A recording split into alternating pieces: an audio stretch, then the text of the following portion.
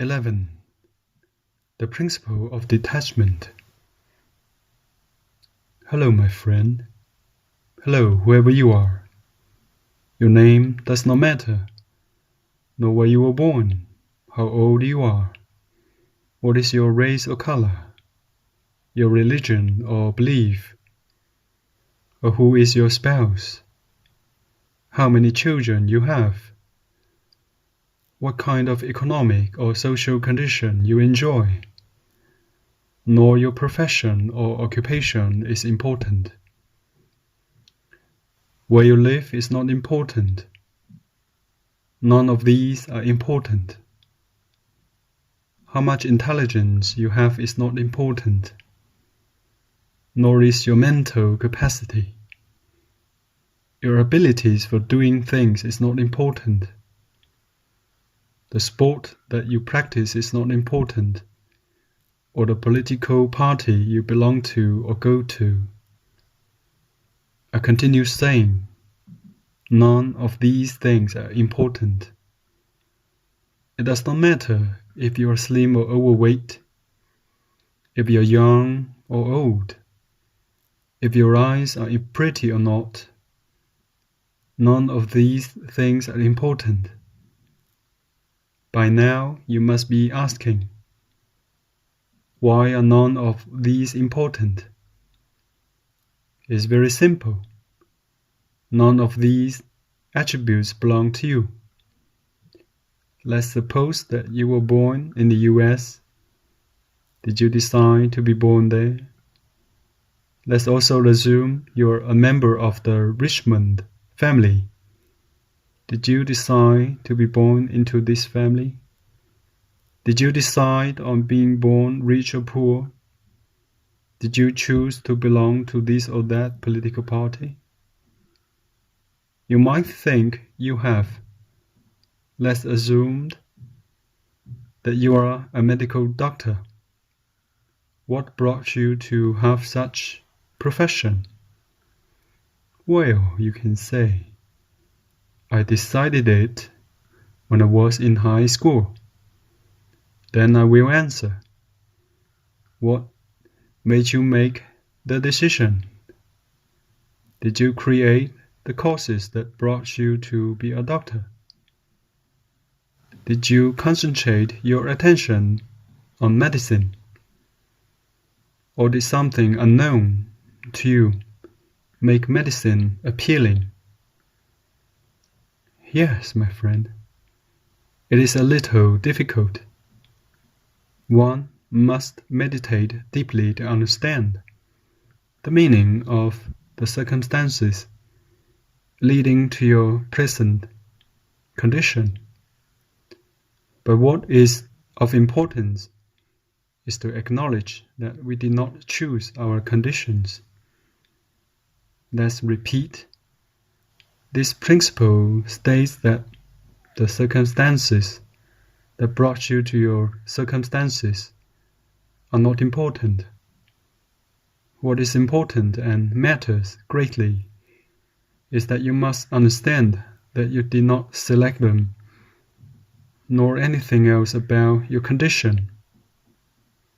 You have not selected anything in your life. Causes totally apart from your will have brought you to whatever situation you are now in. It is not important that what it was, or your attitude about it, or life in general, nor your behavior, or what you are, or what you have. You have not chosen any of these. You have not selected anything, absolutely nothing. You did not select the reasoning instilled in you from your childhood when you were not yet capable of reasoning, nor the behavior learned from your surroundings or family, nor the information that was received by your brain and your emotions, nor the habits that you were taught, not even the ways of being and of thinking. The important thing is for you to understand this. You have not selected a team. You have selected nothing. This means it is not important where you have been placed by your situations. This is the 10th principle. This is the principle of light that will illuminate your life. It will pull you out from your slavery, away from pride, vanity, criticism, judging, accusing, defending what is yours, and blaming others. It will give you a full understanding of why you are here, wherever you are at this time. I repeat, the principle states as follows. It is not important on where you have been placed by your previous situations. The importance of this principle lies in your understanding that you have not selected your life situations. Yes, my friend, this is a great truth, a very difficult truth to grasp and understand, because the hard part is that it is truth difficult to accept. Our pride cannot accept the fact that we have never decided a thing in our lives and proclaims everything belongs to it. Absolutely everything. But a profound analysis of yourself will bring you to the truth of this principle. It will carry you to the light and will free you from the illusion of multiple untruths and conflicts. You have not decided on anything in your life. Everything has happened in your life without you having anything to do with it. This is the truth. Let's go back to your youth. Did you decide the kindergarten where your parents placed you? Did you choose the friends you were going to have in school? Did you choose your teacher? Did you make your teacher act in this or that way? Did you choose your brothers?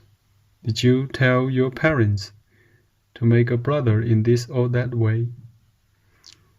To behave toward you in this or that way?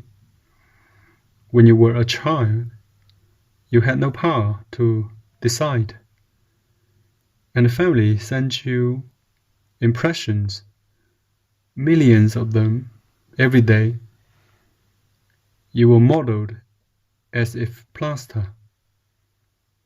Son, do this. Son, do that. You have to do this or the other. As beings that imitate things, we have imitated thousands and thousands of things from our parents, our family and friends. We have watched movies, TV, read books and newspapers and magazines. The heroes from books or movies have impressed things on us. So have our friends at play and family at home. For most years of our lives, we have been influenced. There have been internal and external influences that have created fears in us. We have had needs, and these same needs have influenced us too. Our teachers in school influenced us without our knowledge. we thought we were learning. We have read newspapers. We have gone out with dates. We have friends in college. All of these have influenced us, our brain, our mind, and our emotions received information. These gathered data is pulled together within us to form what we today know as our character.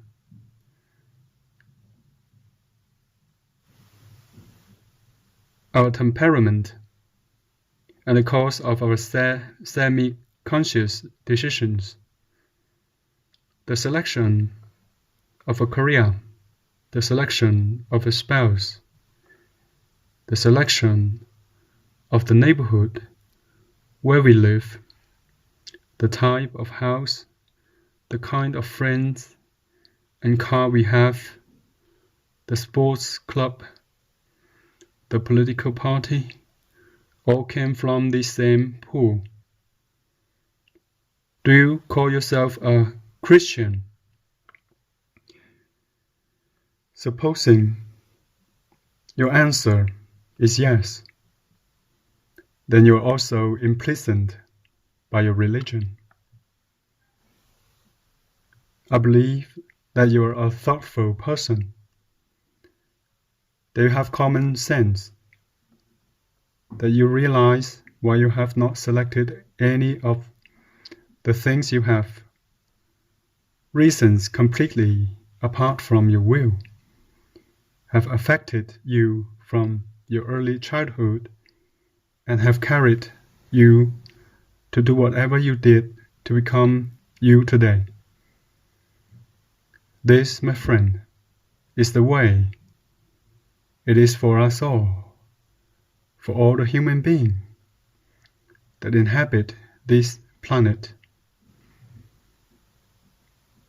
You have not selected anything. Believe it. It does not matter where you were placed by situations or circumstances. What are the conclusions, my friend, of this understanding? They are as follows. 1. Starting today as you study this principle repeatedly, you'll be able to realize that you do not have anything to defend because nothing is yours. Your ideas, your thoughts, your opinions, the way you see life, you do not have to defend any of these. In the same manner, you do not have to attack the ways of other people, for they as well have not selected the way they are today. Circumstances have placed them there, just where they are at this time. So what's the sense of criticizing them? What is the sense of being proud of what you have? Did you select it yourself? I know this is going to shock you, but it is the truth. If you understood the foreign forces to your own conscience and will have brought you to have what you have today and what you are, then what is the sense of being proud of something? What is the sense of judging the behavior of other people? Judging, criticizing, have no reason at all. It does not make any sense, my friend. All the people you know are what they are by reasons that were not controlled by them, totally apart from their will. We are like machines, like a cassette where a recording has been made. We have stored within us a whole lot of data, emotional perceptions, ideas, and thoughts. We have been told to behave in this or that, to do this or that, and we are simply repeating over and over again these same instructions. We are machines that duplicate the data within us in the different combinations. So the condemnation of ourselves or others, the judging, the criticizing, being proud, spoiled, self-conscious, self-centered, egocentric, believing that one is superior to the rest, or thinking that anyone is inferior to you, is a sovereign stupidity. If circumstances have placed you into a superior status, you're really not superior because you did nothing to be superior. Perhaps someone was born in favorable surroundings, or perhaps in less favorable conditions. Is either situation reason to condemn this person? Do you think you are so special that you can brag about something? None of this, my friend. Right now, I'm touching your common sense, for you know that this is true. Then if each human being has not decided his own present situation, his ways of being and living, but received impulses from some source foreign to his own will, then society as well must be in the same situation, and the world too. Powerful influences move society to act in one way or another. A country is brought into the condition in which we see it today. This means the United States is not better than Mexico, and that Canada is not better than Russia, nor that capitalism is better than communism. Different people accept anarchist philosophy or existentialism, militarism, or socialism, Muslim or Christian, white or black. But you must see, my friend, none of these were selected by anyone, nor did any decide to belong to any of these. The people are there because of influences and controlled by them, tremendously more powerful than individuals. Wake up to this reality, reflect on it, meditate on it, and the best way to understand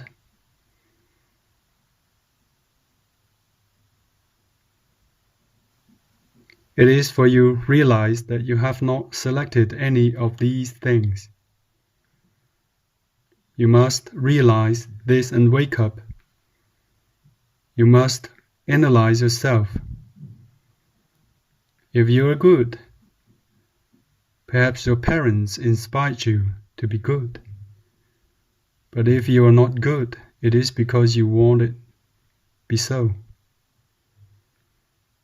You were not asked or expected to select at the age of 5, 6, or 7 years old, the type of life that you wanted to live? No way. When you were about to be born, nobody asked you if you wanted goodness or ignorance, understanding or stupidity. If your parents inspired you to be good, that is why you are. So you do not have to be proud of this fact. Your parents as well were influenced, and those who influenced them as well were influenced by others. So realize this and understand it. You have not chosen any part of your life, nor your height or skin color, or the money that you have in your pocket, nor the type of work you do. What about your spouse? What brought you two together? You selected her, right? Come on, my friend. Throughout your years, both of you have been bombarded by influences, perceptions, and images about men and women in general. And with ease you both adapted fairly well to those influences. You and she can be good looking or not, smart or dumb, active or a couch potato.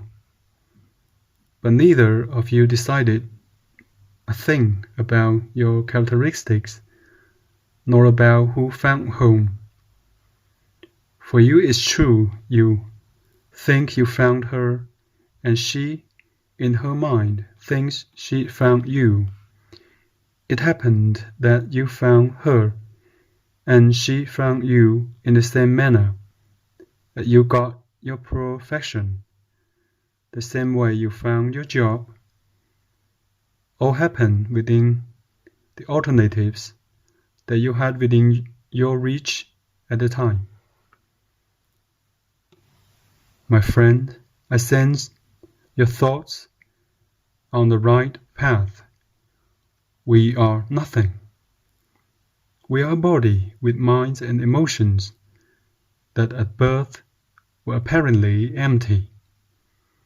At this moment, we find ourselves with thousands and thousands of thoughts, ideas, information, emotions, fears, needs, worries, problems, and our share of conflicts.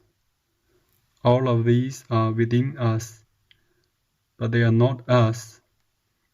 We have been like a cork, carried by the wind and tides in the middle of the ocean.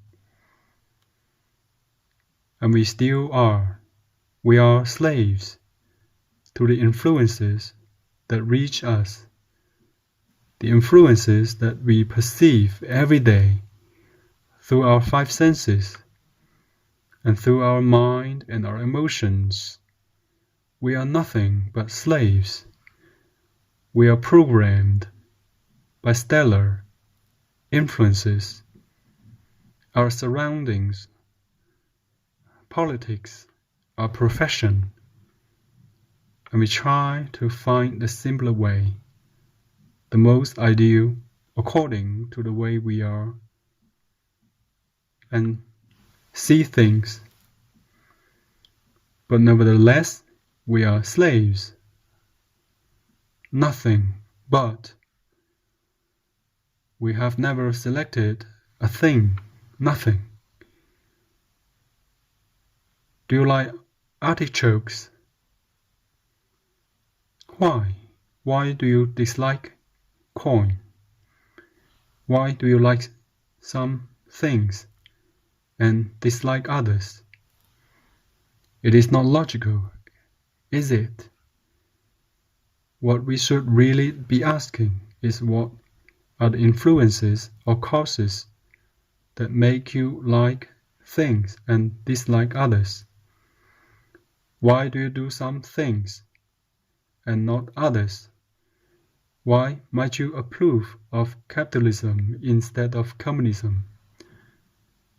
What are the deep causes that brought you to this thinking? What were the influences that make you decide for one and not the other? Yes, my friend, we are slaves. We are slaves of circumstances. Everything has happened to us. We have been programmed. We have been carried. We have been taken through the ocean of life upwards and down again, backwards and forward. And who knows in what position you find yourself today. But all of these are, again, not important. The important thing now is for you to start thinking of how to be free from this situation. How can a person start to make a decision for his own life? If you have understood the truth contained in the 11th principle, that everything has happened to you, not chosen by you, that it is not important where you find yourself today or in which situation. If you now accept this, then you are a candidate for free will. You are a candidate in starting to understand how you can free yourself from all that which is not yours and start to make your own way. You will start to understand the reasons why things happen. You will find the reason for your life. But it is mandatory that you first know you never selected anything. You must understand it and accept it. To do so is a long and tedious working procedure. But, oh, it is worth it.